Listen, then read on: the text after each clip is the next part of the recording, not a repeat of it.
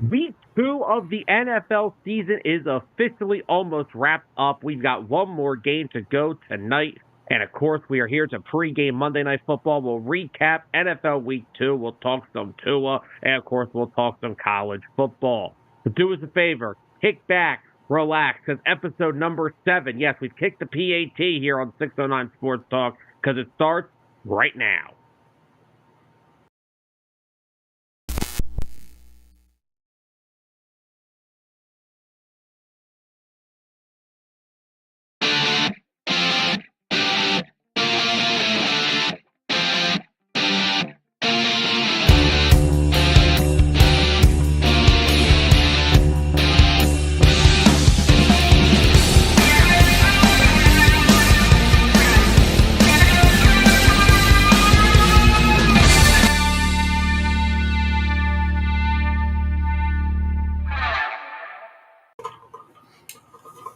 Welcome in, everybody, back to another edition of 609 Sports Talk live here on Facebook and YouTube. We are coming to you guys live from Hamilton, New Jersey. This is, of course, the show that unites fans and, of course, ignites debate. And as always, we are your host, Sam Nelson. He is Tyler Adams.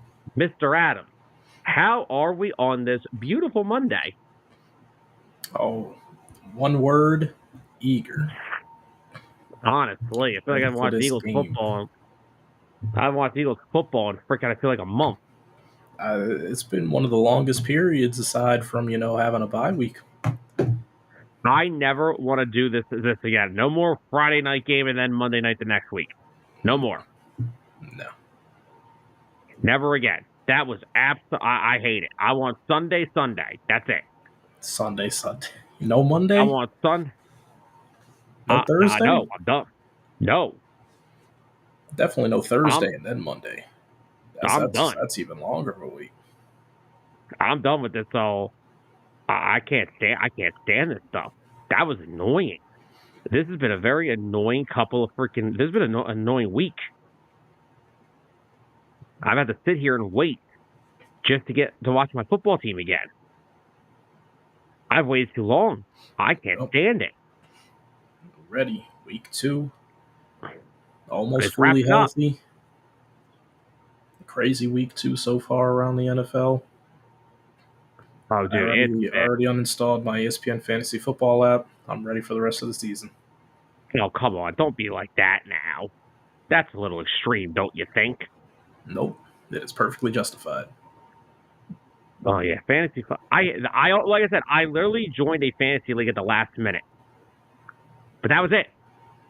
I was scared to do it.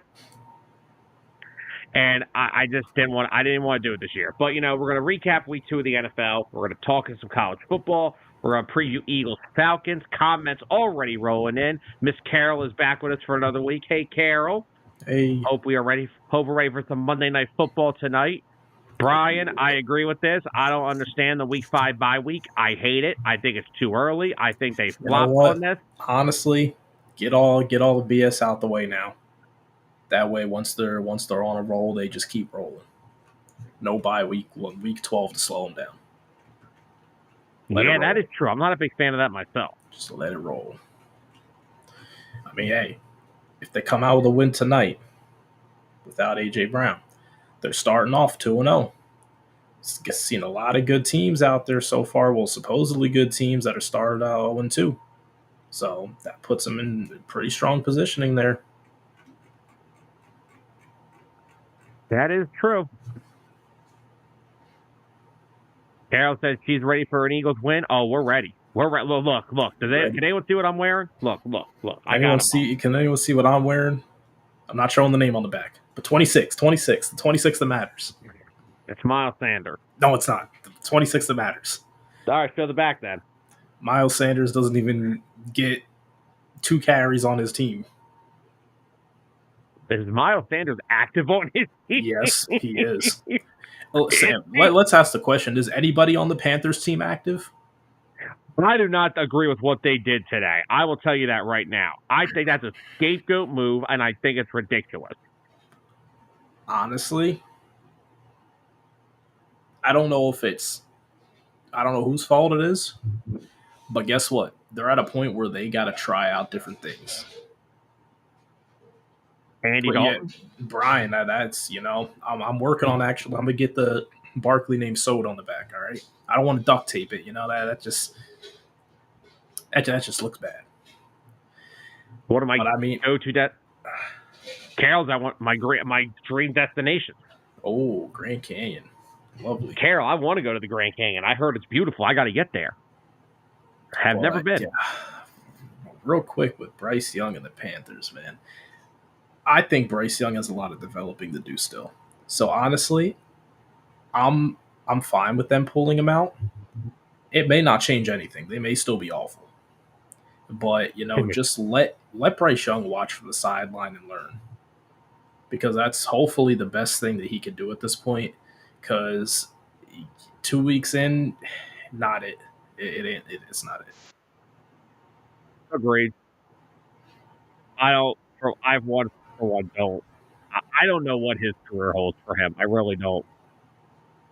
Because it's been a very, very rough start to his NFL career. I don't know. I don't know if it gets better for him at this point. That's my thing. I don't even know if it gets better. Yeah. Because it hasn't been easy for him. Oh man, Brian just put another. I'm going to hold on. There. I'm saving that for a little bit later. Okay, all right. Because I got some stuff to talk about with that. We all got some criticisms on that. I got plenty of stuff to talk about with that. But anyway, let's jump into our first topic real quick. We got to talk about the Miami Dolphins. As everyone knows, Dolphins quarterback Tua Tagovailoa has suffered yet again another concussion. He took a bad hit from Damar Hamlin. I don't know why people are trying to make that such a big deal all of a sudden. I guess because of, I don't know. But Tua's now suffered, Tyler, if I'm mistaken, is this 3 concussions in 2 years? So last season, he didn't have any. No. It was his first healthy year. 2022, I thought he had 3. Was it only 2? No, he had 2. No, he had 2 years ago, 2. Remember? He got it on a Sunday, and they cleared him for that Thursday game, and he got another one. Yeah. So. Hold on. Brian, who's making excuses? Let us get there first. We'll get to it. I'm not a Caleb guy. I told you this. I'll get into that later in the show. Hashtag it wasn't Fields' fault. Hey, he's 2-0. Yeah. And it looks like he's going to keep his starting job, too. So, good luck, Russ. God, yeah. Carol said that she had AJ this week and it ruined her whole week. Oh, boy. If you think that's bad, just imagine drafting Christian McCaffrey and then Cooper Kupp. And I had the biggest flop of all. I drafted Travis Kelce way earlier than I should have because I thought that, he was just going to still be that guy, the best tight end in the league. But his offense doesn't look like they know he exists anymore. All right, so if what Brian is saying is true, he has had 4 or 5 in 4 years. I did hear that, yes, in college he did have, this has been an issue before the NFL. So he's I don't know, did he already meet with the neurologist or he's going to at some point this week? He's reportedly going to. I'm assuming he's not playing this week. No, I'm 100%. that.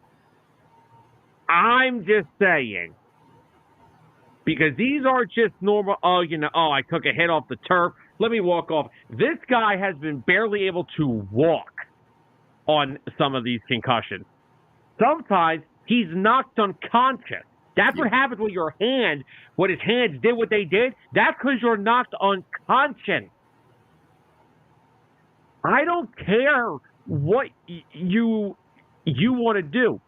You eventually got to start thinking there's a life after the sport you play. Yeah, you're right. And this is not normal. This is not normal to have this many head injuries in this amount of time. This is not the human body. he has been very unfortunate in how he's gotten some of these. He doesn't protect Like, himself either. he doesn't. I mean, it wasn't even a dirty hit. Like, he got him with his bicep from what it looked like. But, I mean, I know Tua said he still wants to play. Hey, whatever he decides to do, that's his choice to make. No one's going to fault him. We've seen people walk away from the game plenty of times in the peak of their careers. Andrew Luke Luck, Kuechly. Luke Kuechly. So whatever the outcome is and the decision he makes, Oh my God. he's got to do what's right for him. But it sounds like he wants to play. He doesn't want this to be the defining moment. But if that's the case, he has to work on protecting himself better. Like, I get it, it's football. There's only so much you could do. But I mean, he was trying to scramble to get some extra yards in a game where they weren't going to come back. No. You gotta give yourself up better. Slide down with your feet. Don't lead head first. Yeah. Like, there's more to life than just football. There is. And like Brian said, he's got 2 kids. Like, you don't want to go through life to where you can't be a father to the fullest extent. And I get it. I'll say this. When you have played a sport your whole life, when you were 3 years old, and some part of you can't give that up. Yeah. Like, some guys cannot give. It's the only thing they know. Yeah. And I mean, especially for Tua, who just signed one of the richest contracts in the history of the sport, which it sucks, but you're telling me the Dolphins, he's still not going to get paid some of that money? It's not like they're going to not pay the guy. Oh, yeah. I don't want to wake up and hear stuff about Tua getting injured, and I don't want to see this more. I want to see Tua be able to live a good life with his family. Like, I think personally he should consider retiring. I'm not saying he has to now, but it should be something to consider down the road. Yep. Zolt put a good What's comment. going on, Zolt? I agree with them 100%. Yep, Zolt says, I think the situation is where we shouldn't be telling someone what to do. He needs to get the advice from doctors, discuss with his family, and do what he feels is best. I agree with you. I agree with that perfectly. Yeah. I'm not sure. That's going to come down to his decision. He's going to do what's best for him, his family, and from the advice of his neurologist. So whatever that is, if he decides he's going to keep playing, great. If he decides it's time to hang it up, it was a good run. It's a good career. Yeah, I mean, guy's been a Pro Bowler. He's led the league in passing. But yeah, like Zolt said, it's his decision. He's clearly taken the right steps. He's meeting with doctors, and they're going to sit down and see what the best option for him is. Because now, yes, on one hand, he's had concussions in college. He had 2 in 2022. Didn't have any last year. So it is possible for him to play and not suffer concussions.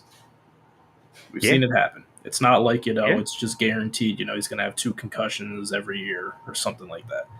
So, accidents happen. It's going to come down to what he feels is right for him to do. Yeah. I agree 100%. And I hope, as we sit here, I hope Tua decides to do the best advice is. And hopefully this results in, like we said, hopefully this results in him living a good long life in terms of football, or maybe not. Who knows? And I honestly don't disagree with this. I honestly have not even noticed that. Yeah. I mean, so the question I would ask, I know that, but the question I would ask is, does the NFL have the scientific data that shows that this does actually reduce concussions. Because when you think about it, right, when how players get concussed is when you have a quick jolt or impact, your brain moves inside of your head. So, what really is a guardian cap going to do? Is it going to reduce shock? Maybe. But guess what? Your head can still bounce off the turf and you can still get a concussion even with a guardian cap on. Yeah, you could. So it doesn't eliminate anything, really. I guess it's also to reduce the impact of maybe dead hit or dead hit hitting the turf, maybe. Yeah, it probably works. It's better protection than not having it, but at the end of the day, it's not your end all be all solution. Zoll makes a good point here. He said he's had one bad concussion in his life. He can't imagine playing through multiple, but he also cannot. He's also not being faced with walking away from something he's been doing basically his entire life. Yeah, I agree. Like, we don't like that is gotta be one of the worst. Like, I couldn't imagine if someone told me I had to walk away from doing this. Yeah. Like, if you told me I had to stop speaking into a microphone and talking to our fans and talking about sports for the rest of my life, I'd go in my bed and just cry. I would just be in tears for the rest of the night.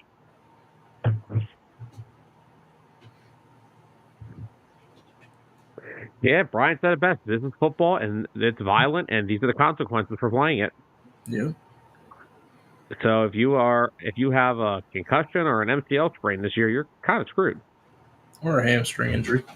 Oh, good God. I swear these guys are not conditioning themselves right. I swear. This has been one of the worst starts to a season ever. Might be.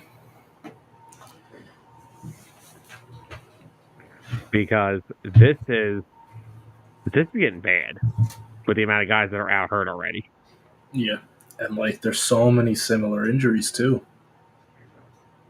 It's not like we're seeing a bunch of different random things like, a bruised collarbone, broken rib, something with the shoulder.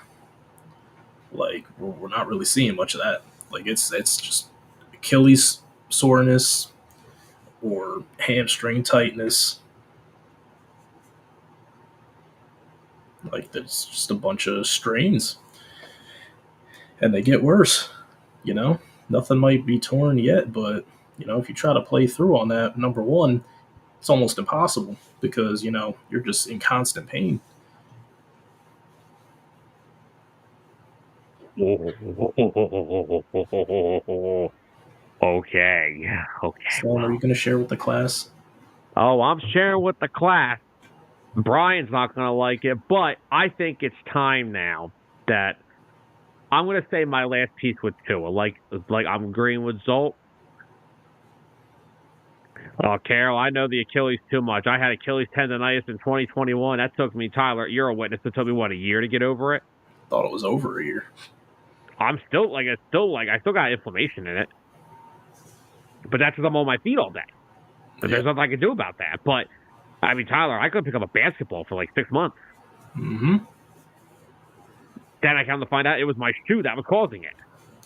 Yep. But whatever Tua does, we wish him the best. You want to retire?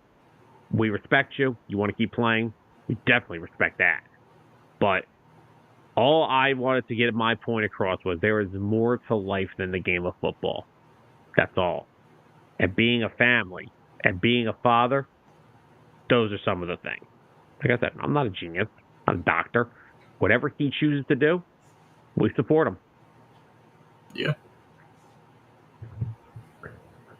Brian said, I think the strains and tears are also from working out, lifting weights, because when you do that, you stretch out the muscle and they get tense. Yeah, that could be true.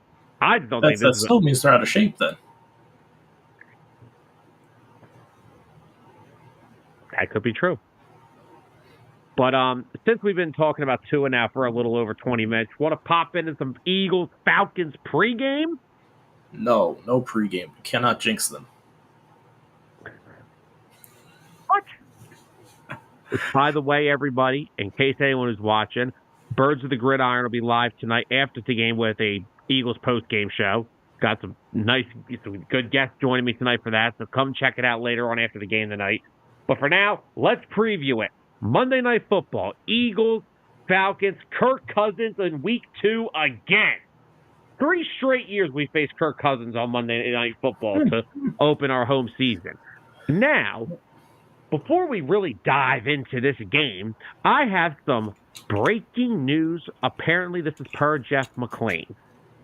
Oh, man. Eagles linebacker Devin White will be a healthy scratch tonight. Healthy scratch. Devin White will not play. I am breaking this news now. I am not a reporter. I am giving you my opinion. Devin White will not play a snap for the Philadelphia Eagles. He will be traded or released. Dude, what happened to him? Something. He was. I don't know what. Player. And listen. I know people want to come out here and say, "Oh, he was getting all the first team reps." Something must have happened, because I will tell you now. I know people like to make fun of him for the past couple of years. You got to be pretty freaking bad if you lost your jobs in the Kobe D. Yeah, even though, but for what we've seen Devin White be, to drop to a level that doesn't even get you in competition with starting with Dean. Oh, no. You hold on. No, I'm going to reword what you just said. You can't make it on the worst linebacking core in the NFL. Yeah. That's a good way to put it. We have the worst linebacking core in the NFL. No offense to these boys. Bond was great week 1. Dean was good week 1. But you must be on a different level of bad to not be able to get on this team. That's crazy. I want to pull up his numbers from the past couple of years. Now, look, I don't have the official inactive list. It's not official yet, but multiple reports are flying in that he will be a healthy inactive tonight. Wow, man, that's wild.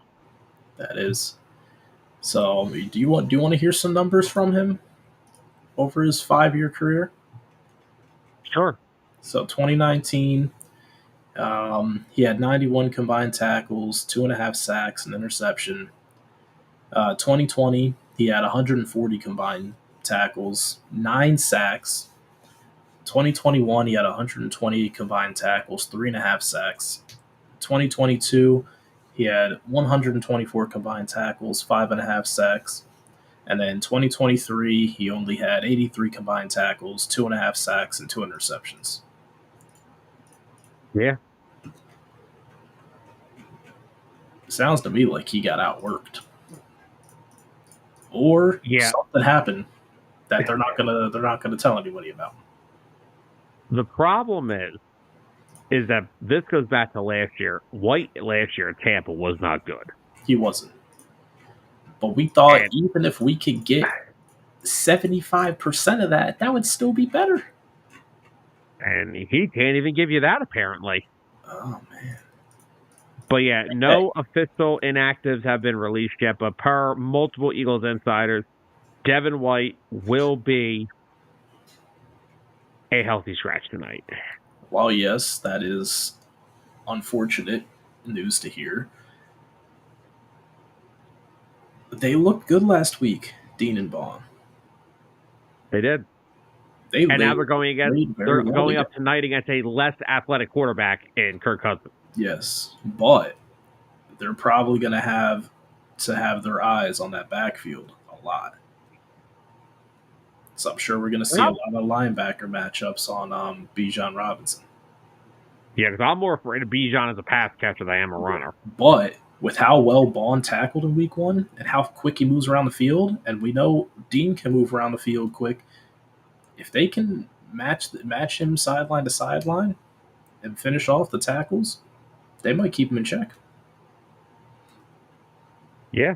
Now, other news for the Eagles coming into this game is that offensive lineman Nick Gates has been added to the active roster.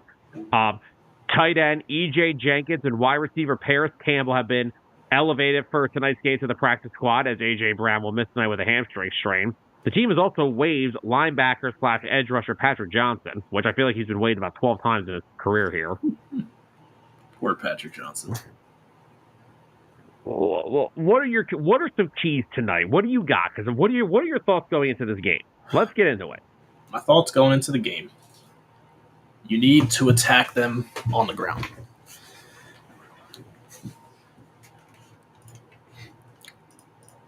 It's good. It's honestly going to be a game controlled by the trenches. Let me see. I want to pull something up real quick. Yeah. The Falcons, they did not have a good week one. They were they had a very gritty week one. It was a lot of it was a low scoring game. It was a defensive game, which I don't know if we'll see more of tonight because this offense is way better than the Steelers' offense that they played. Oh yeah, this is a way better offense. Even without A.J. Brown. They allowed Najee Harris to run. Well, he had 20 carries, 70 yards. And then Justin Fields, they let run off for another 57. So, if we can see, hopefully we get the Jalen Hurts that finished off the second half of last week, because aside from the interception that was saved by A.J. Brown, he played a really good, clean second half and was actually out there commanding everything. And especially that final drive, he took them down the field and he did it with his legs a little bit, which was good to see him get some of that confidence back. But Brian said that Cousins is a lot more slow moving now. Honestly, I watched Kirk Cousins last week. He has not got any power behind his throws right now. Yeah, so they're not gonna pop the top off. I don't even know if they don't really have any receivers that would pop the top off. Drake London does not scare me tonight with going up against the secondary. I think their scariest receiver is Ray McLeod. He's probably the deep threat that they have, but I'm not worried about him at all. I mean, you saw what we did against a better receiving core in Green Bay. Oh, I'm sorry. Now, I know we love the joke. I love to make the joke, too, about Kirk Cousins in primetime. But if you look at his primetime numbers, he's not that bad. He kind of goes off in primetime. His team just doesn't win. Now, real quickly, I'm just saying this because I guess I may be overcritical of some players more than others. Before I say one word, all I'm going to say is this. Last week, I don't care about field conditions. I don't care who snapped the ball early. I don't care about any of that. All I looked at last week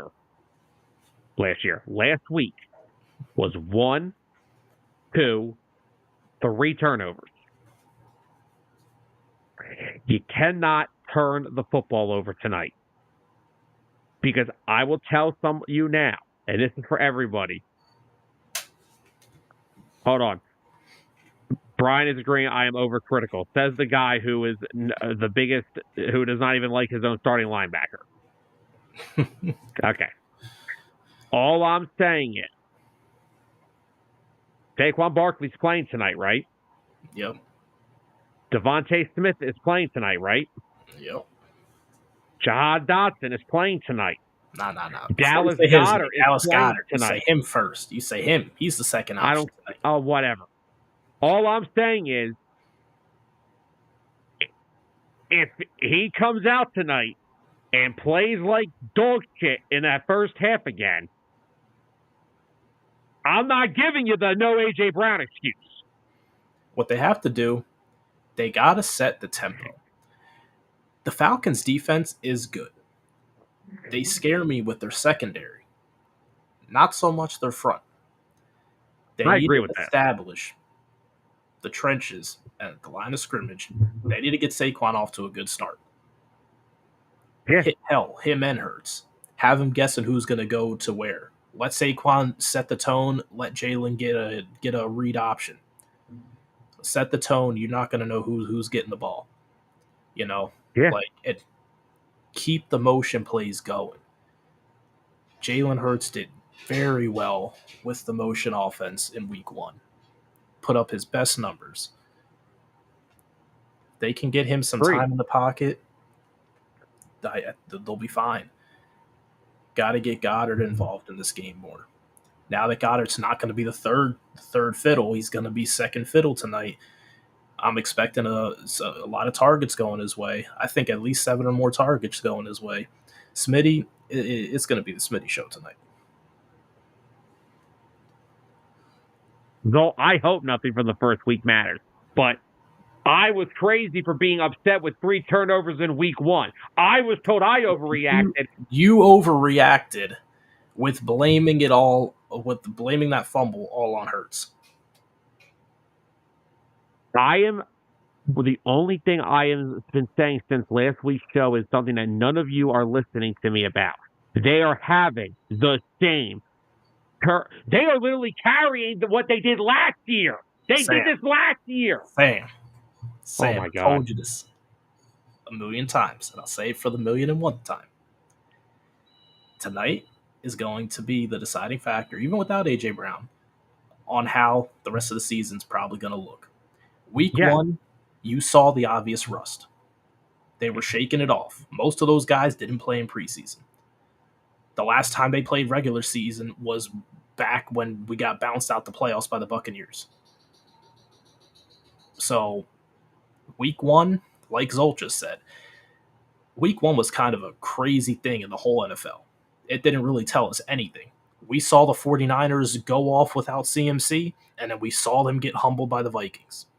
It's crazy right now.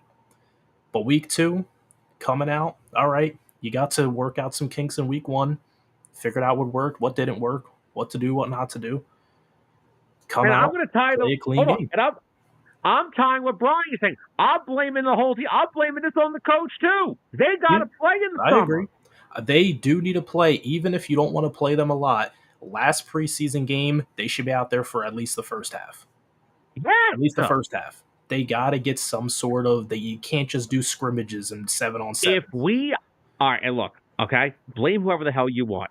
Jalen Hurts throws the ball right to A.J. Brown, pick 6. I don't care. I don't care if Saquon fumbles 6 times. I don't care. I don't care who you want to blame it on. If we walk out of this game with 3 more turnovers, there is a 5-alarm fire, because this is a concern. Because again, you can bring up. I agree. If I see 3 total turnovers again tonight, I'm going to start being concerned too, because that's back-to-back weeks. You can say it was about the wild card game against the Bucs. It has been happening since week 1 of last year. They have constantly turned the football over. That is not a good look. They turned it over more toward the end. It was within reason. I will say, but hold on, and you can quote you. I've said this to you on this airway. The one thing I will say about week 1, more than last year, they were not bothered by those turnovers in week 1. They went right back down the field and scored on you the next drive. They were not intimidated by the Packers. They didn't give a shit about the Packers. Yeah, they stayed focused. Just the thing with Jalen, I like to say, look, people think I hate Jalen Hurts. I don't hate Jalen Hurts. I want Jalen Hurts to stop giving the football to the other team, which, not comparing, the last guy got ran out of town because of stuff like that. But now both these quarterbacks have had. I will stand by this for the rest of eternity. Week 1, he only had 2 bad passes. It was the first interception, and it was the one that A.J. Brown broke up that would have been another interception that would have lost us the game, essentially. Those were the only 2 bad passes. That throw into the end zone, A.J. Brown doesn't lose his footing. That's a touchdown. The only issue I have with that one is that he was open, and Hurts threw it late. That's the only thing Hurts did wrong on that play. He questioned it. I mean, you're scrambling out the pocket. You got guys running all types of different ways. If he threw it the first time, I'm actually more worried. No, I don't know if he would have had him, because there was guys like in front of him that were lurking around. That I feel like if you go look, y'all can disagree with me on this all you want. Jalen Hurts does one thing that I still don't like, and he stares down A.J. Brown on every play. So No matter if the ball. Be good for him tonight. No, but listen. Let me finish. He stares at AJ at least once every play. He's looking at AJ, right? We can agree there. Every pass play, he's looking for AJ. Probably. AJ puts his hands up, trying to signal to Hurts he's open. That's why this ball was picked, because Jaire Alexander saw that. You're telling me Jaire Alexander saw him open before Jalen Hurts did? Oh no, we're playing a game of what ifs here. Because all we know is what happened, an interception. Yeah, and like I said, I'm not blaming it all on Jalen. I'm not blaming the fumble snap on Jalen.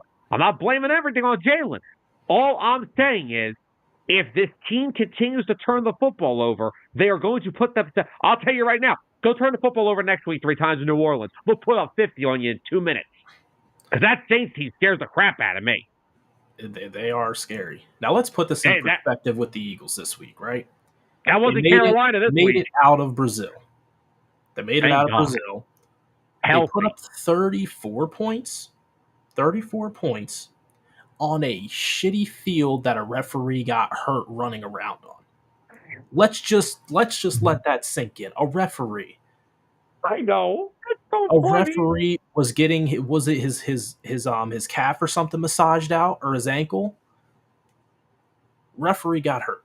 All right, if that doesn't tell you about the field conditions, let alone, I don't know, the countless amount of people that slipped and fell. Every team has to be good at something. Damn you, Zolt. Yeah, tell that to Carolina. They're good at being bad. They're good at letting wide receivers go. Now Brian came. That is true. Brian came on here earlier and said 31-17 Eagles. That's what I want. I don't even care if they have Here's my thing, right? I don't even care if they have 1 or 2 turnovers tonight. I want to win a game where I don't have to have a stress attack in the middle of the freaking fourth quarter. Can we have a calm? You just changed it up. You said you didn't want to see any turnovers. I'll be fair. If there's one offensive turnover, it happens. I'm fine with that. Yeah, one happens. 3 can't happen. 3 can't happen every game. But, I mean, just thinking about how all the Carolina, they are good at getting coaches fired. But seriously, answer me that. When is the last time this team won a game comfortably? Comfortably? Sure. You know what? Let me go pull up last season because I cannot remember. Maybe the Tampa Bay game? Look through it real quick. Maybe Tampa Bay last year, week 3? Week 3, maybe. That was the last game I was like, but even then it wasn't. I don't think the team's won a game comfortably since 2022. Hey, you think I'm kidding? This is like... Oh, no, I do not think you're kidding. All right, let's see. 2023, comfortable win. Yeah, Tampa was a 14-point win. Aside from that, Miami was comfortable, 31-17. That's what we should see tonight. But we won a lot of one-possession games during that win streak. And then we lost by 1 possession in New York. And then the rest of the season was downhill from there. Downhill. We don't talk about it. But yeah, there was only 2 games that actually won by more than 10 points. And I think that's one, it's a big testament to how bad our offense was with Brian Johnson. 2, how poor our defense was coached last year. The whole team was poorly coached last year. Because if it wasn't for the offense, we wouldn't have won that many games. Because the defense was just keeping them in the game. I do agree with Zolt because I remember back before, the Browns started to get better. I would always look every year and I'm like, they're losing a lot of these games by 1 possession. And it's just a matter of they need to get the coaching in here to be able to win these games. You're losing 1 possession. Here. They have the personnel. Did your camera go to crap? No. you're bringing up the Browns, and I'm not going to accidentally have Adam hear this and start coming in my chat. You're just preparing yourself for any repercussions. Okay, gotcha. Yeah, repercussions. But no, I was giving the Browns credit. Yeah. But he's not wrong. You're not supposed to win comfortably. I mean, most of the teams in the league, they're supposed to be even playing field. It's a game of inches. I guess like what I'm trying to say about tonight is like I don't want to see Jalen play like dog shit because AJ's not on the field. Yeah. And hold on, Zolt brought up that teams aren't supposed to win by that much. I'm just going to go back to the Eagles 2022 season real quick. Let's see. 24-7, 24-8. Okay, 29-21 Jacksonville. Arizona was a field goal win. All right, hold on. Houston go blowout. Back. Start over, and I'll tell you exactly how those games start over. Wait, with which one? The ones that were blowouts or the first game? Whatever you were doing. Just okay. Minnesota. 24-7. That was okay. To be fair, we didn't score a point in the whole second half. Yeah. They played it defensively, which, rightfully so. You're up by that much. Chew the clock. What was the next one? Washington, 24-8. Oh, dude, that was when we played Wentz. Didn't score a point in the second half that game either. But that's the thing. We didn't need to. They put up so many points in the first half. Yeah, that's it's so tough because on one hand, you love it when they put up so many points and then they just defend the win and run the ball, then run the clock out. Then on the other hand, it's also nerve-wracking when the team in the second half tries to start coming back and then your offense can't score. Yeah. And then you're just sitting there, biting your fingernails off like, what's going to happen? Are they going to actually come back and beat us?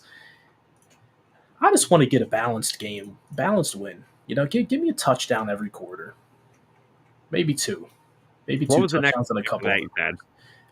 Next blowout was not even Dallas. That was 26-17, so it was within 10 points. Pittsburgh, 35-13. That's a Pittsburgh thing. Yeah, they were bad. Was that Kenny Pickett Pittsburgh?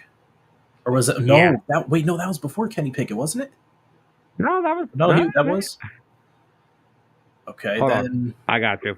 We followed that up with Houston, 29-17. I forgot we played Houston that year. And then we had the trap game against the Commanders. No, that was rookie Kenny Pickett. It was rookie Kenny Pickett. Okay, yeah. No wonder we beat the crap out of them. Yep. And then only after, that's crazy, after losing to Washington, we scraped out a 1-point win against Indianapolis. That's crazy to look back at that year.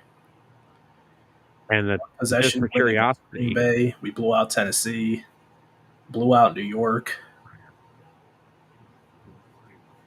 barely beat Chicago. Oh, I remember that. That was the game that Hurts got hurt in, wasn't it? Was it the game that Hurts got hurt in? Which he got one? Banged up. I think it was the Chicago, and it was like bad weather. Yeah. See, he got banged up. Yeah, Chicago was the game. He got hurt, and then he didn't play against Dallas or New Orleans or the Giants. He came back in the playoffs. Oh, God, don't remind me about the Gardner Minshew games, please. Yeah, I don't remember those either. But anyways, Zolt, from the run that they had in 2022, we are used to seeing multiple blowout games. We don't want to see one-possession games. We don't like those. Yeah, honestly, I don't need I don't want to win by 35 points every week. But can I get a 2-touchdown win tonight? Atlanta really is not that much. I'm not even not better. 2 touchdowns. Give me a 10-point win. I'm cool with that. I'm cool with that too. If it's double digits, it's double digits. I'll take it. 10-point win. Let's go. Yeah, exactly. Give me a 10-point, man. That's all I need. But all right, what are the keys for 31-20? All right, well, hold on. Before we get to score prediction, let's go to some keys to the game for both teams. What are some keys for the Eagles tonight? Keys for the Eagles? I need to see that offensive line play at the same level or better than they did last week. They played really well in the run and the passing game. Hurts had a lot of time back in that pocket. They played really well as a unit. Hopefully, we don't see any miscues on the snaps tonight. I know it was a very clean game after it happened early last week, so I'm not too concerned about that. Don't want to see the tush push. We got Saquon No. Barkley. We're chilling. You got one of the best O lines in football. We don't need it anymore. Um, but keys of the game definitely going to be both the offense and defensive line. We need to get pressure on Kirk Cousins. He's going to be sitting prey back there. Now, who's going to step up and find him? That's to be seen. No, it ain't. I can't really see who's going to do it. It better be the guy who's taking $51 million on his contract. It better be, but who Vic Fangio's already calling out. Oh, did he? Did Fangio call him out? He played the least amount of snaps among our edge rushers in Brazil, and they asked him, "Why is that?" And well, they asked him, "Why is that?" And they're like, "He has to separate himself from the rest." I'm like, "Oh God, here we go." Wait, what did he say? Wait, who said this? He has to. Fangio said it about Bryce Huff. He said he's got to separate himself from the rest. Oh, so but that's the one thing I respect about Fangio. He will not play favorites because you make more money. Yeah. He either sees you perform or he doesn't. Why can't we just extend Reddick and call it a day, dude? Why we can still trade for him, man. It's possible. They're not doing that. It's possible, man. Joe Douglas is not going to give Howie Roseman his edge rusher back. I guarantee you, Howie Roseman dreams of a scenario where he can get him back every night. And before the trade deadline, he'll be back. I can't with you. But yeah, I really. They're gonna have to run the ball well like they did last week. They will. I'm not just saying run the ball the whole game because you don't have AJ Brown. You still have a number one wide receiver in Devontae Smith. You still have a top tight end in the league in Dallas Goedert. You have a solid fill-in player with Dotson. So you still got pieces there. Still got weapons. Use them. Establish the dominance early. Control the game. That was the story of the 2022 season, establishing the dominance, running the football. That's the key to this team. This is the kind of game on why you hire Kellen Moore. Yeah. Because you need him to scheme you to a win tonight. Because you don't have your big number one target. Yeah. So, my keys, you got to establish the run, keep Saquon going. Your pass rush has got to get to Kirk Cousins. It has to. You're not playing no mobile quarterback like Love who can get out the pocket on you. Kirk ain't going nowhere out the pocket. Please get him. Hit home. Hitting home. Hey. Hey, man. Red October's right around the corner, okay? Don't get me started with hitting home right now. Well, all right, what about some keys of the game for Atlanta? Atlanta? Oh, man. Honestly, Atlanta's kind of in the same boat. They have a good offensive line, or so what we thought on paper they did. They kind of let Kirk get a little banged up. I don't know what's going on with the chemistry between them, between quarterback and offensive line. Kirk Cousins is not looking too hot, and that Achilles injury is not helping him. I think they're gonna have to get Bijan Robinson and both Tyler Algier involved in the run game, and draw up some stuff for Bijan out of the backfield to just do his thing. Like Bijan's a playmaker. They got to get him involved. That's going to be their key to being able to put that ball anywhere near the end zone. Oh my God, Zol.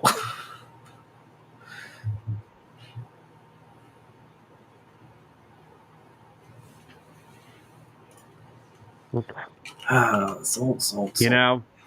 Zolt, I was going to ignore the 2 interceptions that Jared Goff threw yesterday, but I guess I'm going to have to go look that up. Man. 1 interception. What? 1 interception. Who, for Goff? Oh, wait, I'm looking at Stafford. Wait, it popped up Stafford. Goff Yeah, is no, Golf too. Golf only got credited for one, so I don't know what happened. That's not what this is saying. What? What are you looking at? Dog, I'm looking at score mobile. He literally threw 2. Oh, are you He sure? threw It 2. doesn't say 2 turnovers. Did he fumble once? No, he threw 2 interceptions. He was picked off by Zaire McCollum and Jesus. Christian Azian. Zol, can you confirm or deny this? Dog, what are you looking at? He literally is. I'm looking at the NFL. Well, that's why. Oh, wait. Wait, I'm sorry. No. Wait. No, hold up. Nope. Looking at the wrong game. 2 interceptions.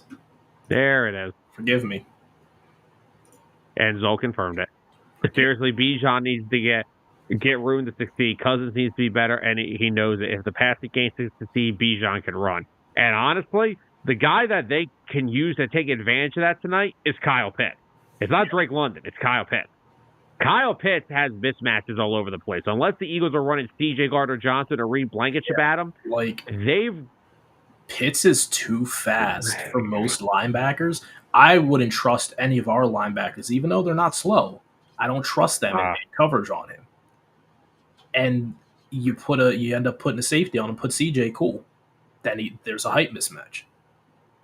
He's one of those guys that he's too tall for DBs to guard, and he's too quick for most linebackers to guard. He's a unicorn.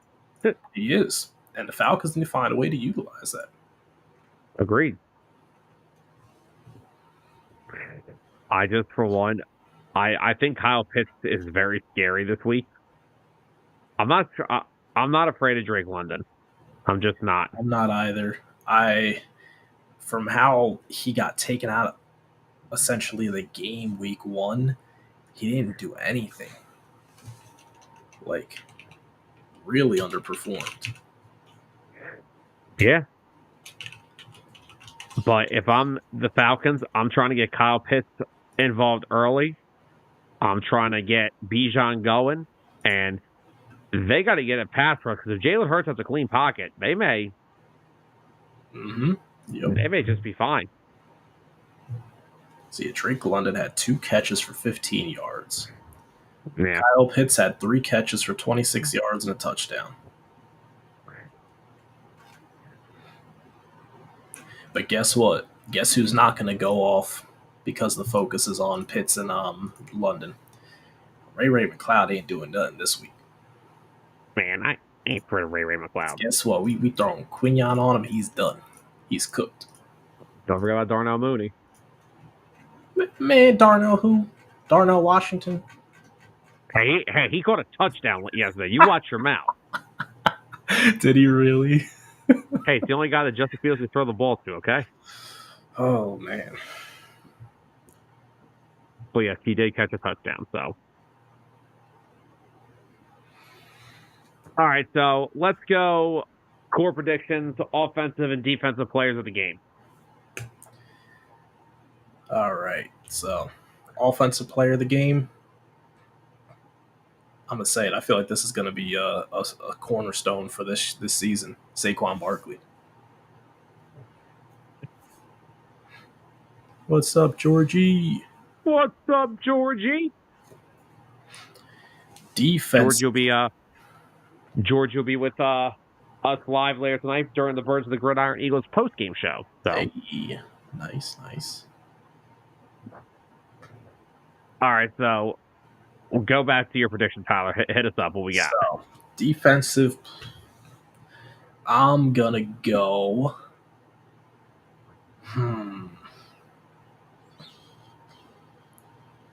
I'm going Jalen Carter. He's stomping the yard tonight. I'm going 2 sacks. 2 sacks. You give him a strip sack too. Second one's a strip sack. Oh, Hurts is gonna have. I'd like to hear that. I think Hurts will. All right.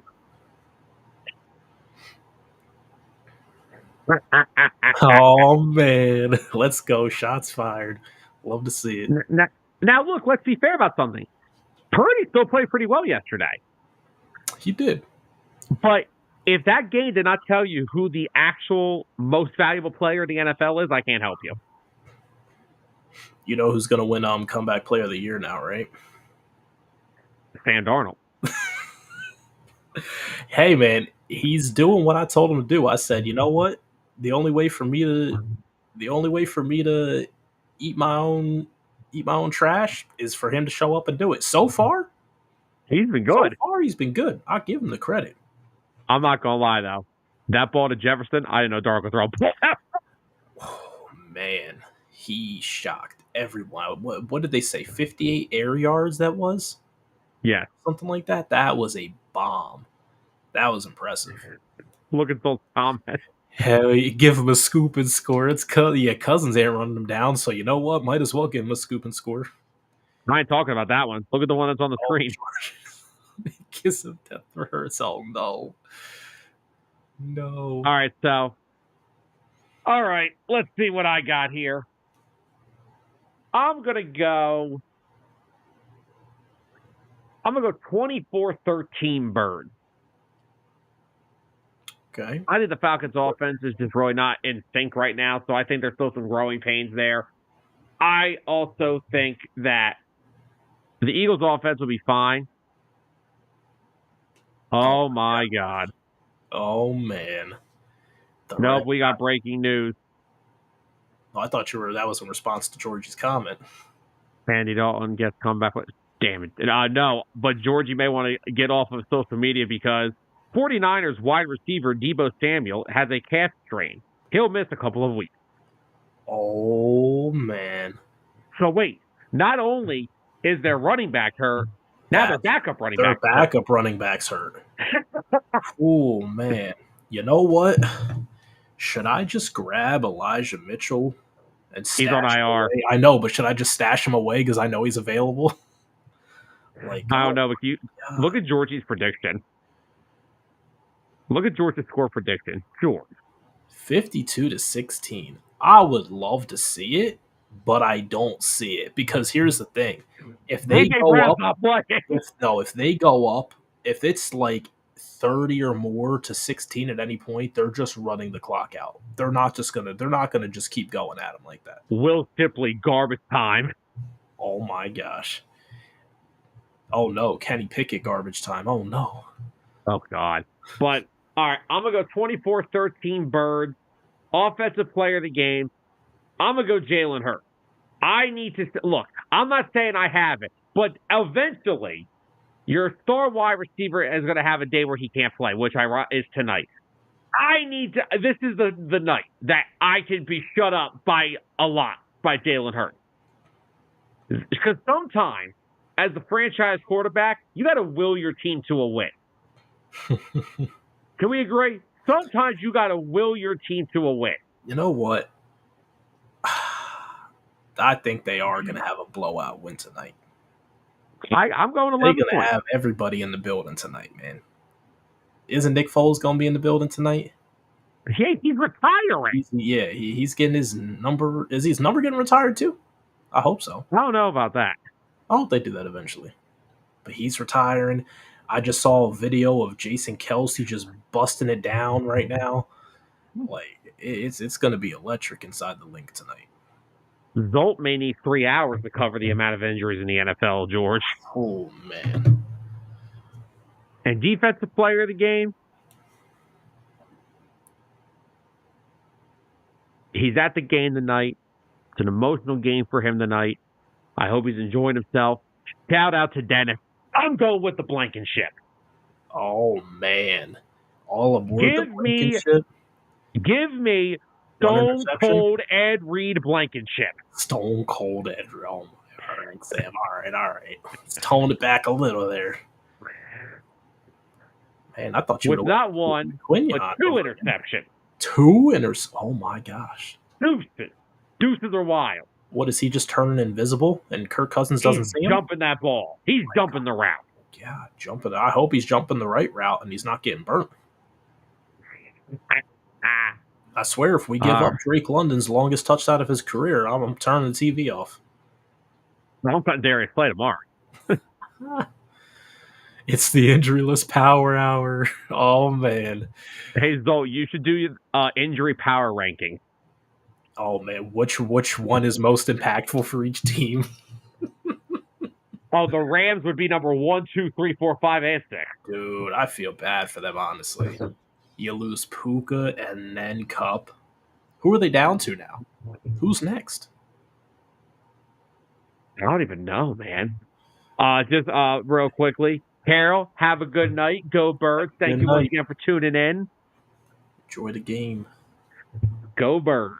But now that we've given everyone our Eagles and Falcons pregame, let's talk about week 2 of the NFL that happened last week, yesterday.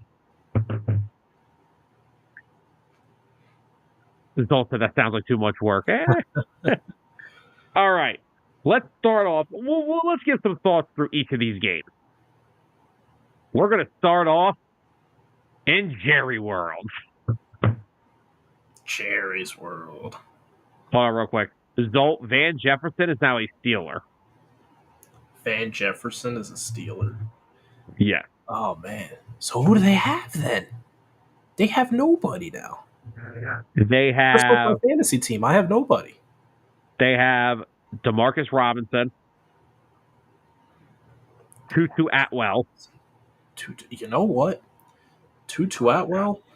He Tyler, get off the waiver wire. Waiver wire. You know what? Yeah, why am I on here? I need to uninstall this app. I'm just going to keep looking and trying. I need to just stop. Just optimize your lineup and get through the season. I think that needs to happen. On the bright side, I picked up Baker Mayfield. That was a good choice. He had a good week again. I'm attempting to pick up Derek Carr in my league. Oh. Speaking of Derek Carr. Oh, man. What was that you were saying about Derek Carr before the season started? That he was going to be out of there soon. Oh no, there was somebody, and I thought it was you who was saying that. No, you predicted Dennis the Saints to have. No, I was about Dennis Allen. I know that, but you definitely predicted the Saints pretty low because you said Derek Carr just ain't it anymore. And I'll be honest, I was in the same boat too. I didn't know he was going to be this good. I didn't think he was going to be terrible. Because last year, I knew he was going through some injuries with, I think he was having shoulder issues week to week. So, that was tough. Don't know if it's, oh man.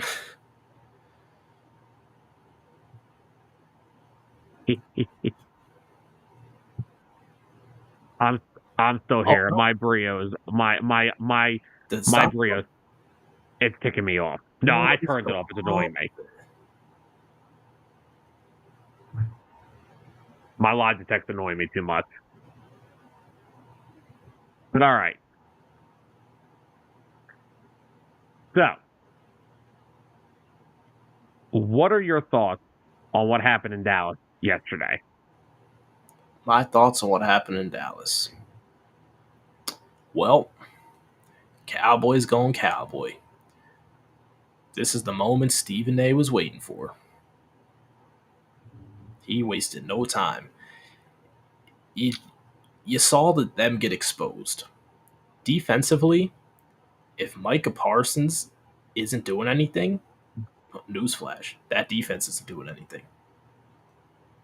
Which just gives Jerry another reason why he does need to pay Micah Parsons. Because if you couldn't realize that he was the whole focal point of your defense and their success, you're insane. Number 2, Zeke Elliott. He never had a chance of bringing them a Super Bowl. Zeke's never even sniffed the conference finals before. Are you talking about the first time or the second time? Both times. His whole career. Oh, God. Real quickly, breaking news.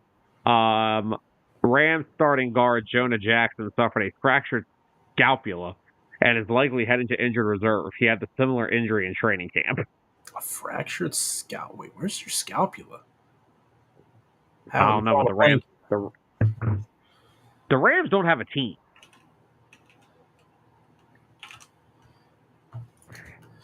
Scapula. Shoulder blade. Yep. Zolt said, excuse me, NFL, could you just hurry up and put a guy on IR so I can get this replacement thing? Zolt, is it Cooper Cup that you're waiting to be put on IR? Because me too.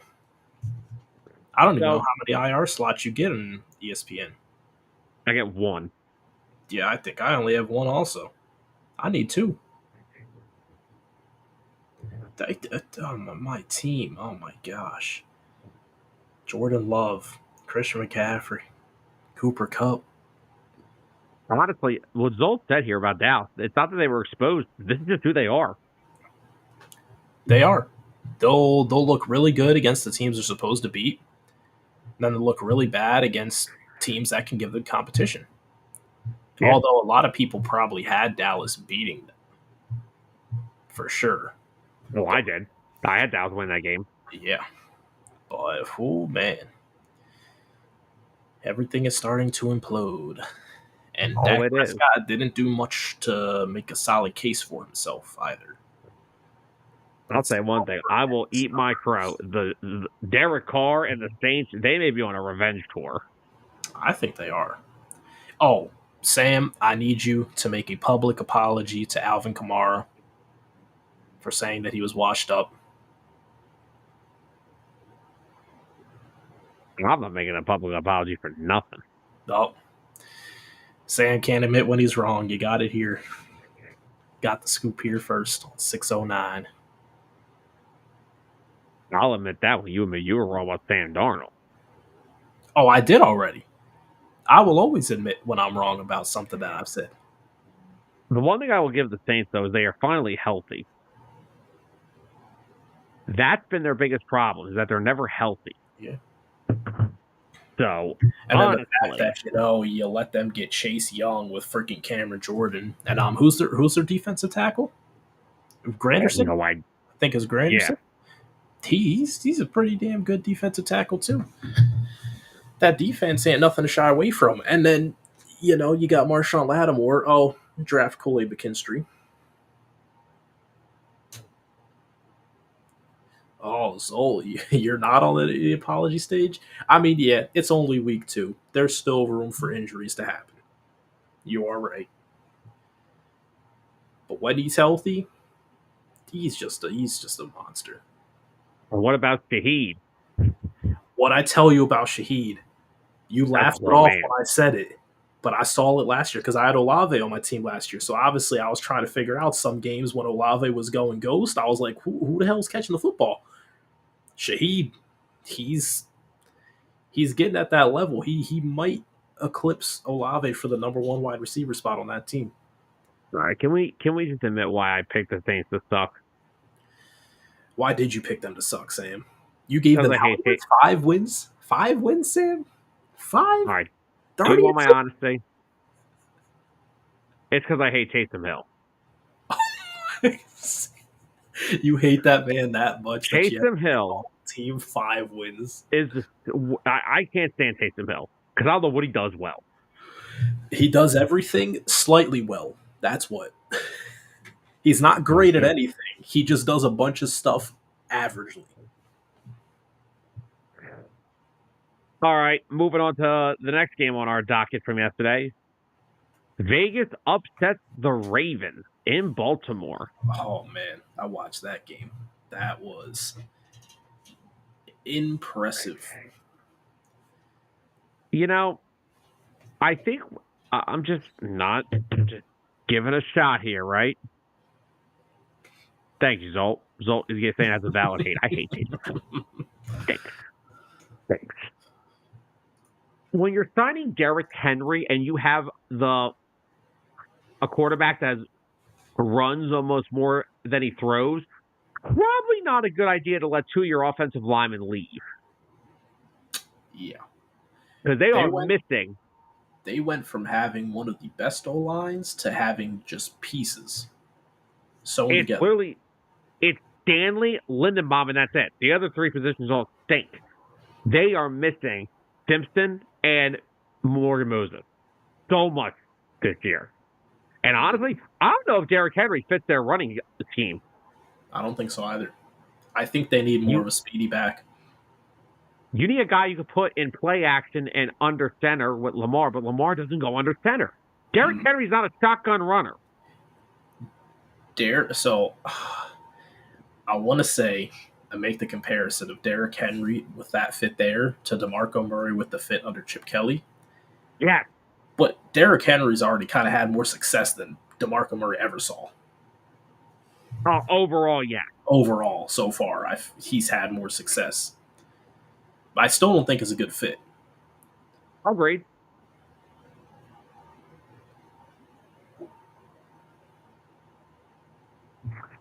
All right, next game, Commanders beating the Giants 21-18. Giants didn't allow one touchdown in this game and still lost. Yeah. Now I will say, Giants defense looks really good. Really it does. Good. Their offense, Daniel Jones. Do I need to say more? No. They don't have a strong running presence, which, newsflash, that's what got them into the playoffs a couple years ago. Saquon Barkley. They would have never been there without him. Malik Neighbors, he looks like that guy. He looks very solid. He had a drop late, which really hurt them. I think it was a fourth down. I think he dropped the fourth down conversion, so that really hurt them. They probably could have had a shot to win the game if he caught that, but rookie mistake. Just don't make a habit out of it. But man, oh man, they cannot get rid of Daniel Jones faster. You know who I could see being the Giants quarterback in a couple of years? Maybe a year or two? Russell Wilson. Just think about how these teams work, right? Russell Wilson's going to be off the Steelers soon. Justin Fields is taking that job. The Giants are going to be in a position where they probably won't know or be able to draft a good quarterback because they don't know how to draft a good quarterback. So why try to mess up another pick like Daniel Jones? Why not just go out and get someone who's out of their prime, who had success before? Agreed. Kind of like what the Colts did with bringing in all types of guys. They brought in, it was Matt Ryan. Before him, they brought in Phillip Rivers. Phillip Rivers last year was actually pretty solid there. Yeah, it was. But that could be the most Giants thing ever. They're just like, who could we go out and get?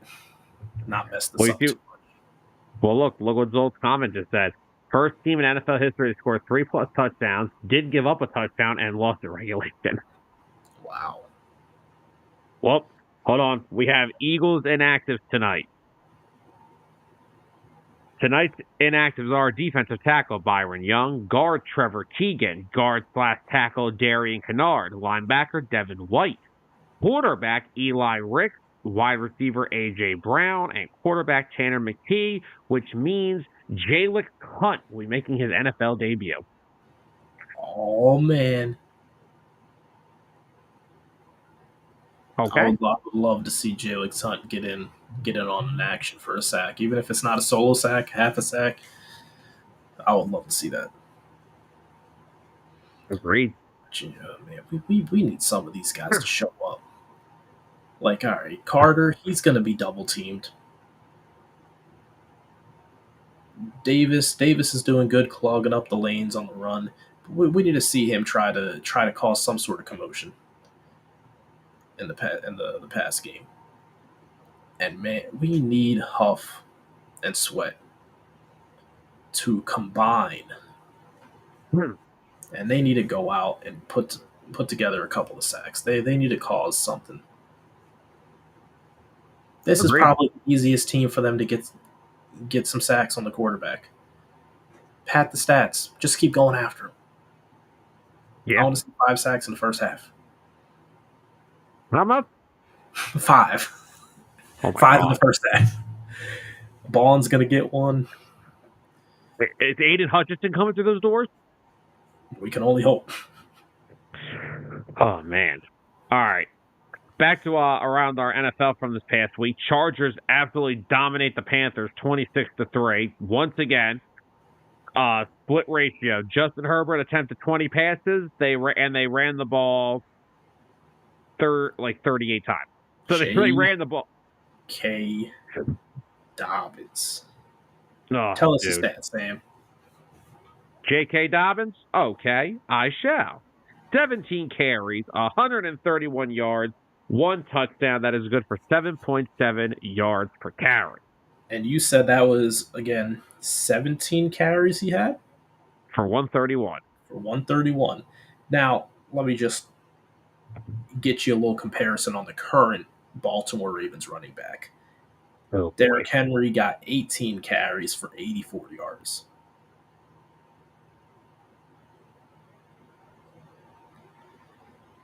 I'm kind of seeing a trend there. The only good running back on the Ravens is Lamar Jackson. No one else is allowed to succeed as a running back. Seeing the pattern. But that Chargers team, man, and the defense is looking a lot better too. Like, I get it, they play the Panthers this week. Whatever. Week 1, they looked great also. It's the Harbaugh effect. Yeah. I think that team's finally got a vision, a path for moving forward. They're not just lost.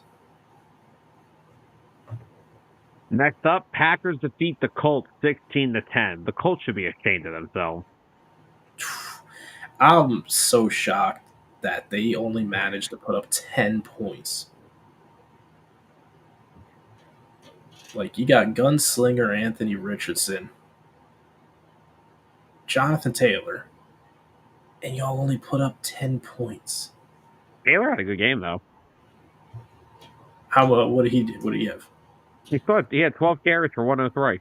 Really? That's a really solid day. Anthony Richardson, on the other hand, had a bad day. Man. 3 interceptions. 3 picks. Yes. Matt said that he did say it. The only one that's going to benefit with Henry is Lamar. He did say it. Yeah.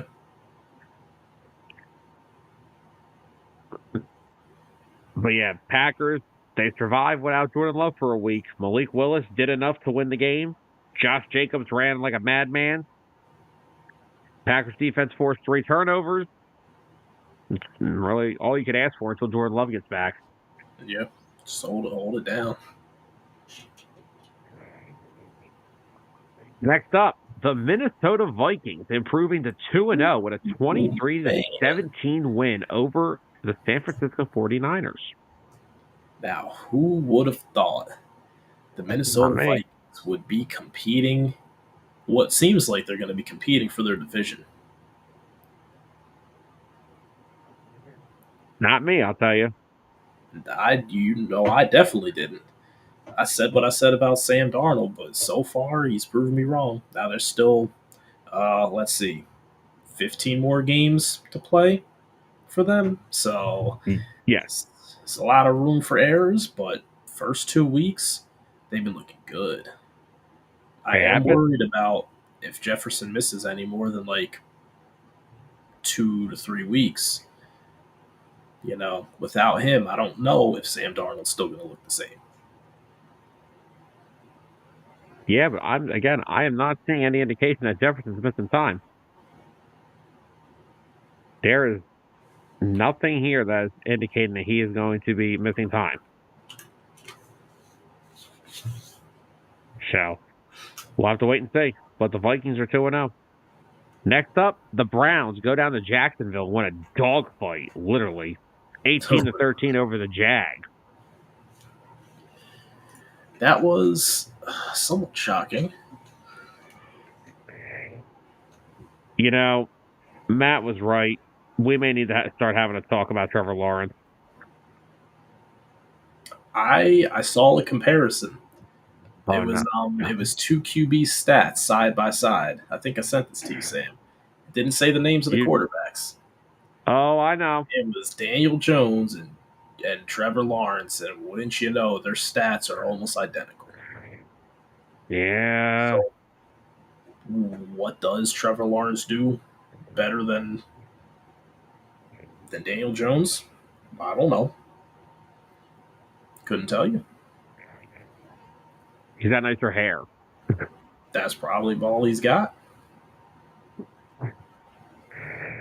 Next up, we have the Seahawks improving to 2-0 with a 23-20 overtime win against the Patriots. Man, what were you saying about my man Gino? What? What I say? You were saying that Gino was gonna take a step back this year. I didn't say he was going to take a step back. I said he wasn't that good to begin with. Disrespectful. How could you? Matt said he was all hype, man. That's going back on his Trevor Lawrence bins. What's up, Anthony? Yeah, Trevor Lawrence was a generational talent in college. Didn't really translate to the NFL. Anthony said rank these four. Worst Bryce to worst. Young, Watson, Levis, Daniel Jones. All right. I'm starting off with Worcester. Young.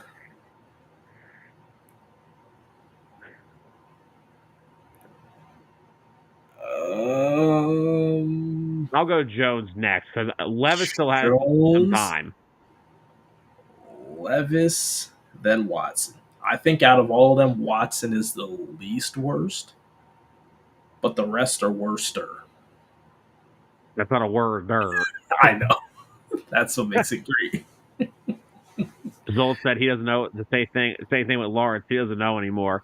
And Matt said you can't take a step back if you were never good in the first place. Thank you. Man, what is y'all's hate with Geno Smith? Because I don't hate You're the still player. Just mad that he got the comeback player of the year award. That's all. If he never won that, you would be totally fine with Geno Smith right now. Yes, because they're not basing it off the award on what it's Man, called. just get over it, okay? It's over. It's over. Let this man just have his success. Okay. No, it's football. not just no. Listen, it's not just about him. It's about awards in general. Do you agree that the most valuable player award in sports has always gone to the most valuable player? No, it goes to the most popular player. Yeah. Usually most popular quarterback. Patrick Mahomes is the most popular quarterback. But Christian McCaffrey, in my opinion, is the most valuable player to a team in the NFL. That's my problem here. Yeah. Has nothing to do with Geno Smith. So, but why are we talking about MVP awards? He's not an MVP. Oh my God. You can't win comeback player of the year when all you came back was from being a bad player. That's not coming back from anything. That's a freaking switch flipping your head. All right. Let's get over it. We are over it. Anyway. Matt said he's just another mad quarterback. Agreed. And he's better than most of the quarterbacks in the league. Well, you better go find me some. You better go find me some. Let's see. There's 32 teams in the NFL. I'd probably say he's better than at least half of them. Not saying he's top 10, but maybe 15th best quarterback in the league. It's not that far of a stretch. You go find me 15 quarterbacks he's better than. All right, so Zolt in this, he said in his worster category, Young, Levis, Jones, Watson. Watson at least did something. At least did something. He did Watson twice. I love Zolt. Georgie said, "Let it go" in his frozen voice. Georgie, I will be talking with you later, sir. Anthony said the Panthers won 5 games, and Andy, is it time for Bryce Young to get out? Oh God. Unreal. All right. Do we want to move on, or do you want to actually try to prove this point? I'm counting it right now. Don't you worry. Okay.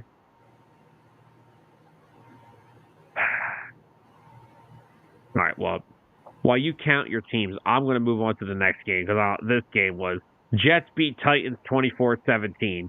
Breece Hall is a superstar. I don't think we need to be told any different, but Breece Hall is an absolute superstar. Tennessee, they got a lot of work to do.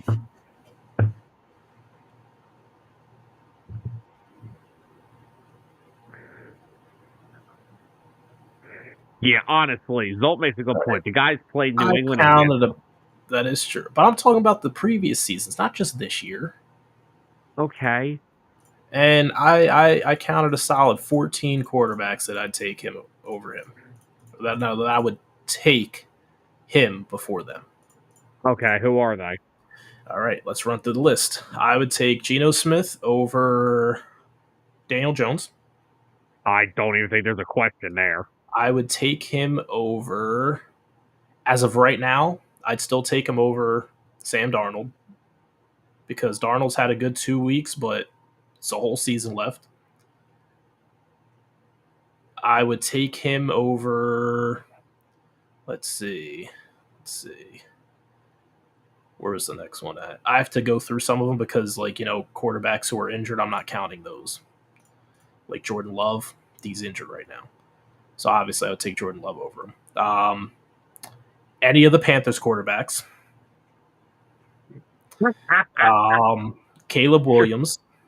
Yes, as this current rate, I would take Geno Smith over him. More established.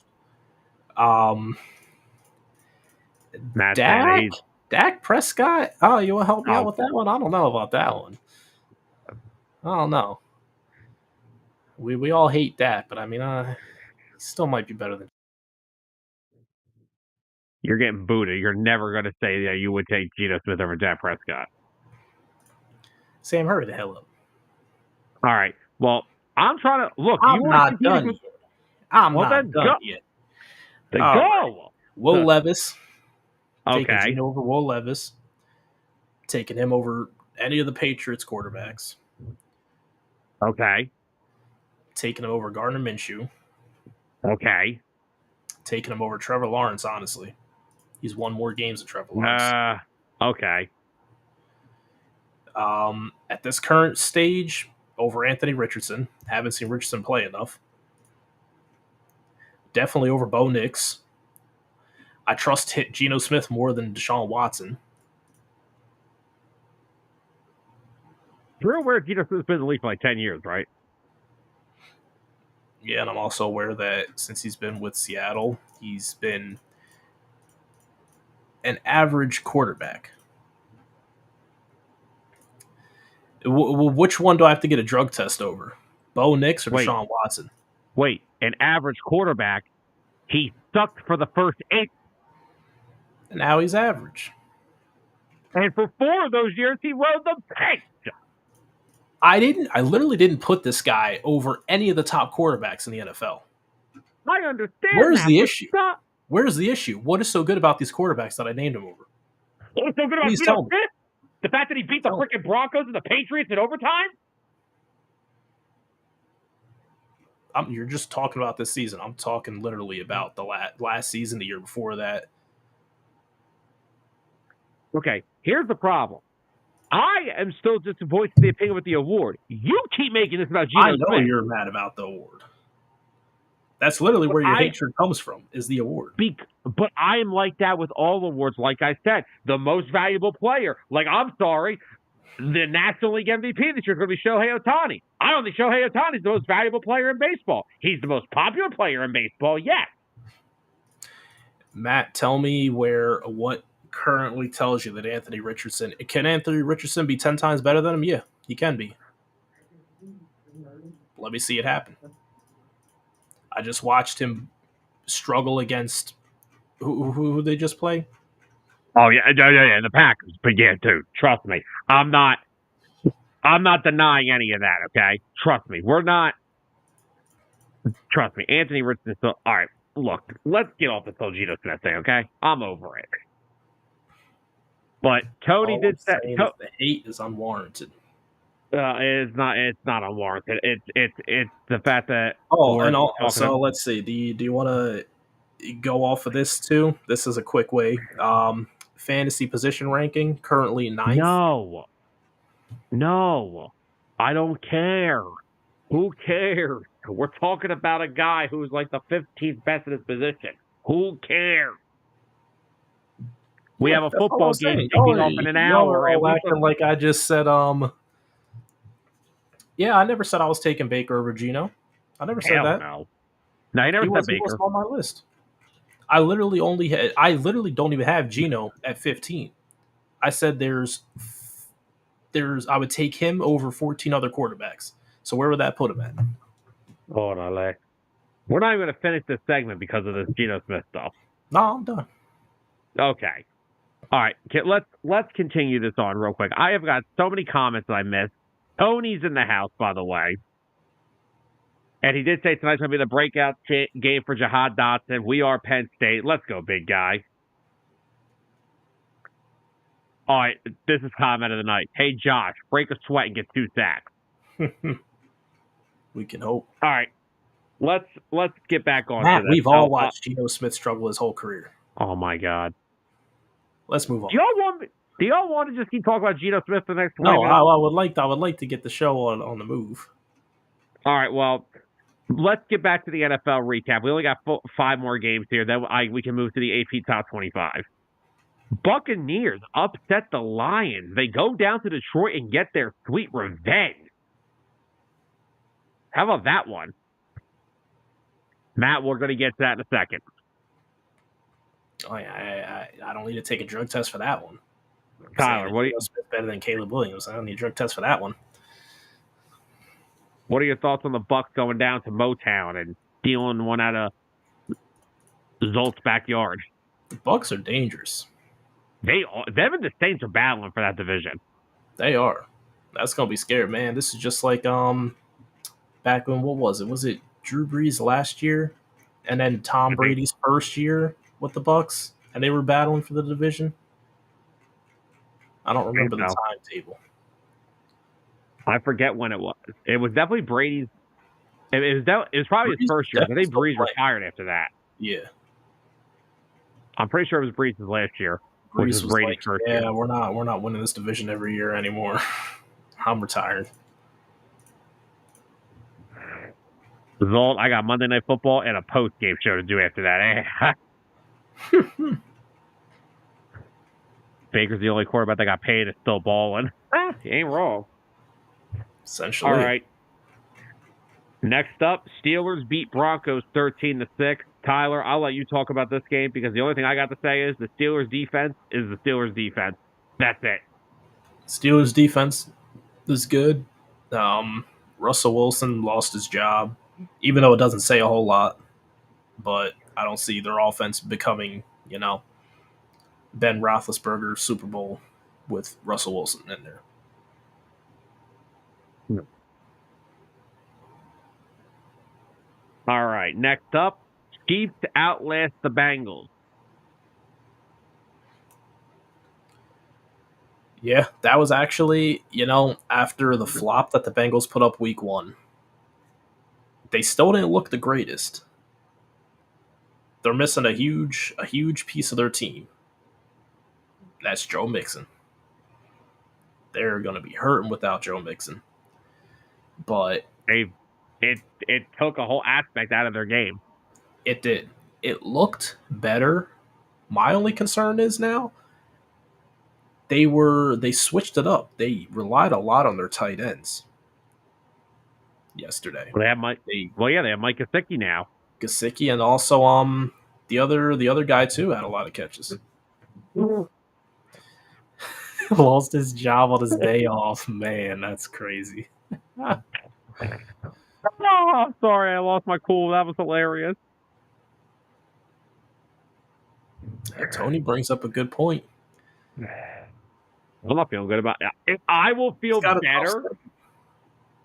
Let's see how tonight goes, and then we'll talk about that. Yeah, how they handled tonight will say a lot. There was a little bit of history made yesterday in that Chiefs and Bengals game. That was the first time that a tiger was robbed by a zebra. Sam, turn your camera off. No. Let me explain something. Not only was I believe Joe Burrow was down on that fumble that he had. I believe he was down by about 2 yards before the ball came out. I'm okay with calling pass interference. I'm okay with that. What I'm not okay with is a pass interference that is called not when the interference occurs, waiting for the ball to fall incomplete and throwing it. Okay, it was a little late. It was. Well, You would like to see it thrown as it happens. yes. I get that. But at the end of the day, what they were probably trying to figure out was the ball actually catchable? And I don't think they immediately knew it. The guy who threw the flag, I don't know if he immediately knew if the ball was even catchable to throw it.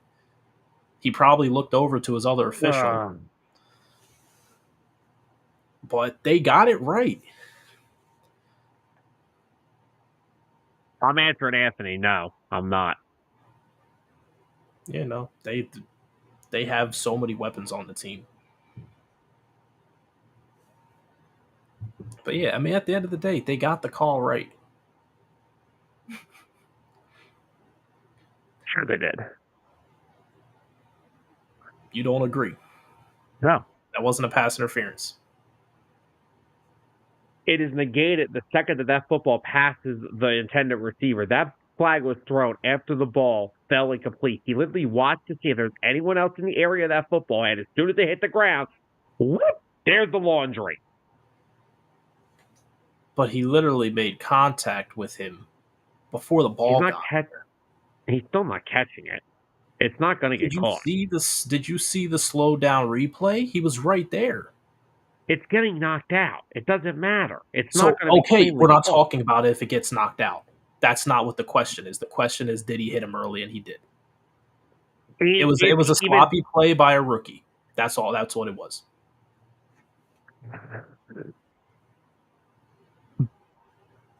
The issue is that it wasn't a Hail Mary pass.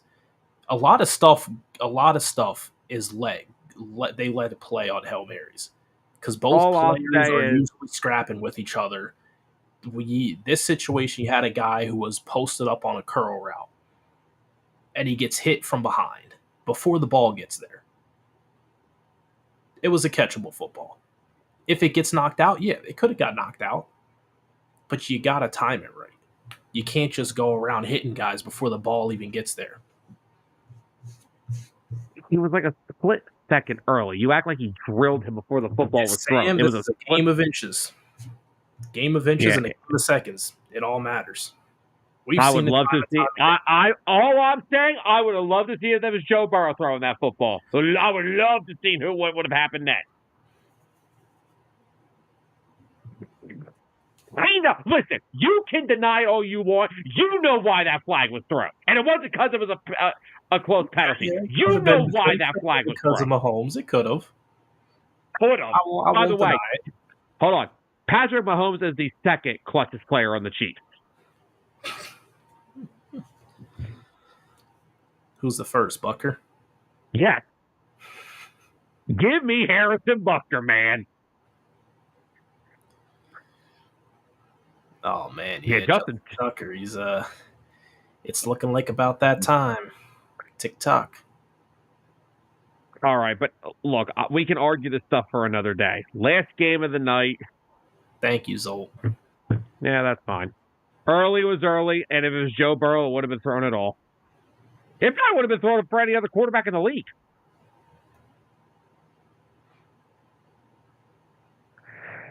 But let's go back. Let's move on to Sunday Night Football.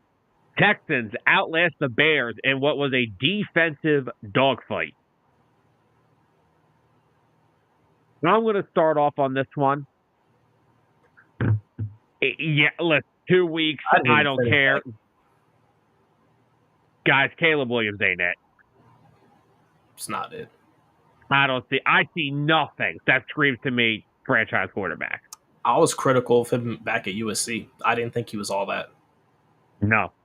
I really didn't. I called it. I said the Bears they're just retreading the same water. Caleb Williams wasn't going to make them a contender. They should have kept Fields, fired their coaches, rebuild around him, And look, they brought in all these weapons. Justin Fields probably would have loved to have all these weapons. Just That's imagine. the feel. And guess who they could have drafted instead of Caleb Williams? They could have drafted Marvin Harrison Jr. Yeah. to go along with DJ Moore, Cole Kmet, all these guys. But no, Caleb Williams, USC quarterback, generational talent. Sure, we'll go with that. Mitch Trubisky incoming.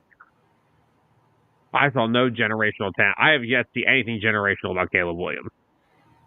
Nope. And I still just see, let's not crap on him too hard here. I've said this a million times. That Bears offense is stagnant. They have no identity. They don't know how to move the football, either on the ground or through the air. There's just nothing. Agreed. Could Caleb Williams look better with better coaching? He might. This is not always an understatement from what Anthony just said. It's happened more than enough times in the past. The greatest college prospect since Elway, they said. Well, let's go. I want to go back to that comment from Anthony real quick. At first, it looked like Carson Wentz was going to be better than Jared Goff. But long term, Jared Goff panned out better. We know my opinions on that. If he's healthy, he was. Yeah. Here's the problem. The knee injury healed. Up here did not. Results that best part will be when Eberflus gets canned and now the new coach has to start over with Williams. Yup.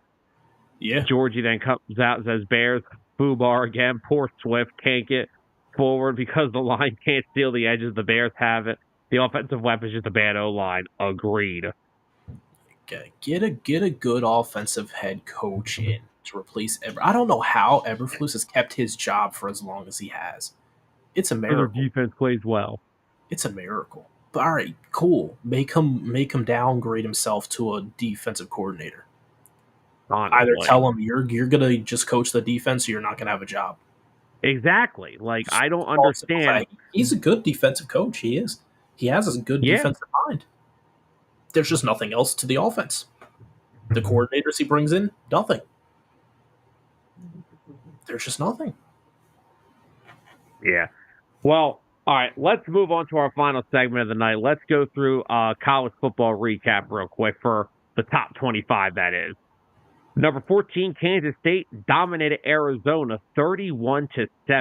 That was on, I believe, Friday night. That was a really good game. I actually watched that whole game. Number 17, Michigan defeated Arkansas State 28-18. Number 13, Oklahoma State defeated Tulsa 45-10. Number 4, Alabama decimated Wisconsin 42-10. Why people thought this game was going to be close, I have no idea. Number 16, LSU survived South Carolina 36-33. Number 6, Missouri outlasted number 24 Boston College 27-21.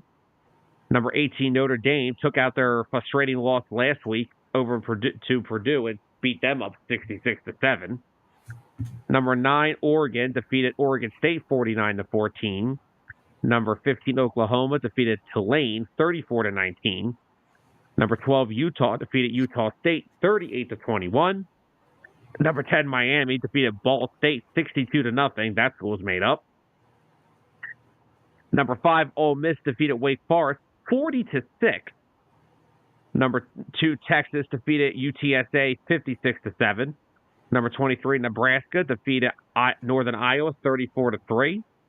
Number 1, Georgia outlasts Kentucky 13-12. Number 7, Tennessee defeats Kent State 71-0. And that is the college football recap for week 3.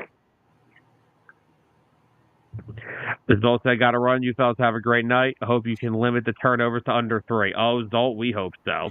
Oh, yeah. But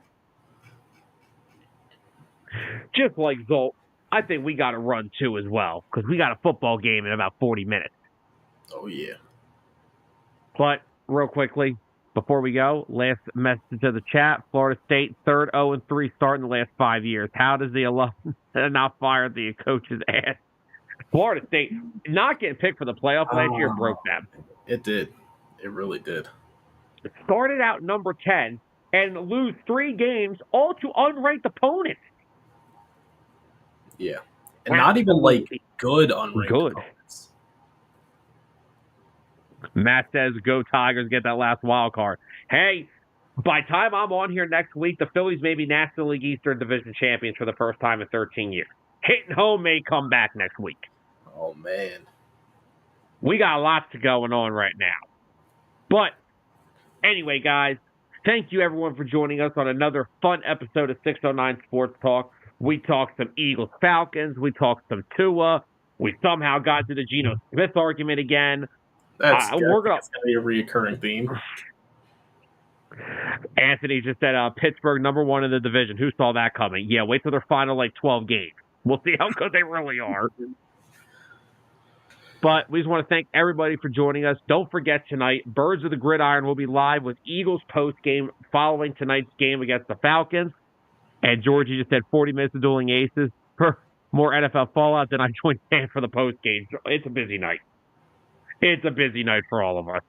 But also, Matt will be joining on the post-game. Also, a new special guest as well. So, guys, thank you, everybody, for joining us tonight. We had a fun time talking with all of you. Go Birds. Birds of the Gridiron post-game show following Eagles-Falcons tonight. Have a safe rest of your Monday. And 609 Sports Talk, we'll see you next Monday. So, for Tyler Adams, I'm Sam Nelson. Good night, everybody.